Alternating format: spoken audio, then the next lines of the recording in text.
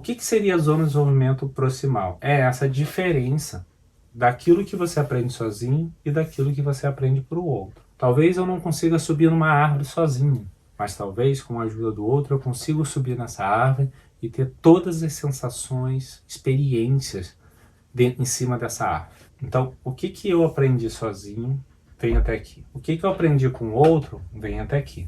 Essa diferença é o aprendizado, que muitas vezes é perdido se eu não olho essa interferência do outro, se eu não abro espaço para essa possibilidade do outro chegar, do outro me interferir. E esse outro é um outro que saiba mais, tem uma determinada habilidade diferente da minha e consiga me ensinar a subir na árvore, porque ele tem uma habilidade motora de subir na árvore muito maior do que a minha.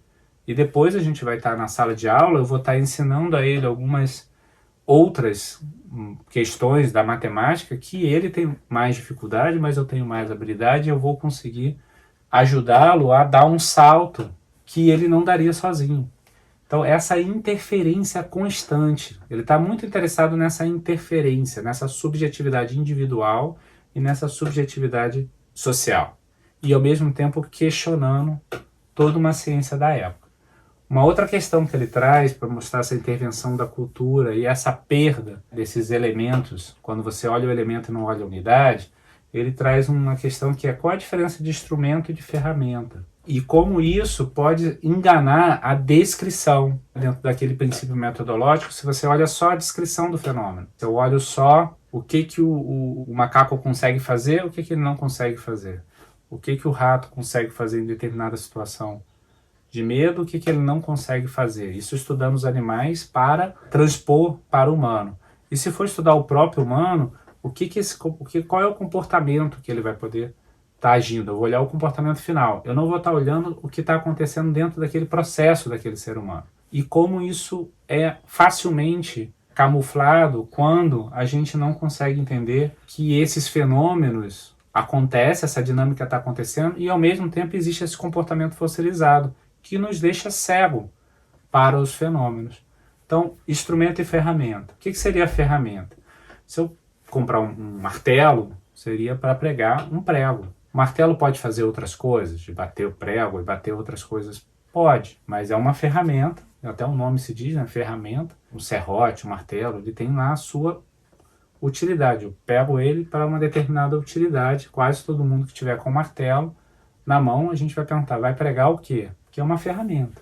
E o que é o instrumento, por exemplo, o instrumento psicológico? Que o ser humano tem a capacidade de fazer, transformar ferramentas em instrumento. Por exemplo, essa caneta, ela pode servir só para escrever, mas essa caneta, se ela é uma caneta de estimação para mim, se ela foi me dada ou pelo meu pai, ou pela minha mãe, ou pelo meu avô, que me deu essa caneta, e meu avô foi professor, ele sempre usou essa caneta durante a vida dele toda de academia, ele usava essa caneta do bolso, e ele me entregou essa caneta na minha mão, porque eu também virei um professor e ele me deu a caneta na mão.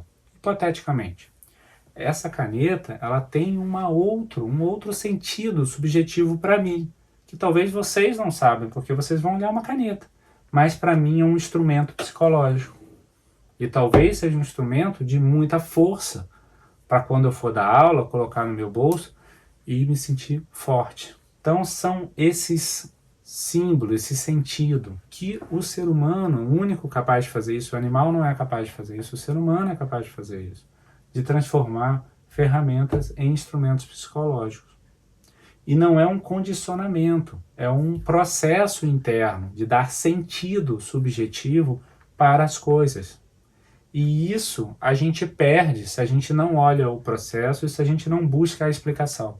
Então, esse é um debate hiper importante dentro da educação do instrumento e ferramenta e da zona de desenvolvimento proximal, que você traz uma avaliação para esse aprendizado com o outro e essa interferência do outro. E como é importante a gente olhar para os processos psicológicos superiores não separados e perceber como tem uma perda enorme. E esse movimento de questionamento, ele vem de diversas áreas, de diversos lugares do mundo. O Vygotsky, ele é um representante disso dentro da educação e na Rússia, né? Mas ele trouxe uma grande contribuição para a ciência psicológica.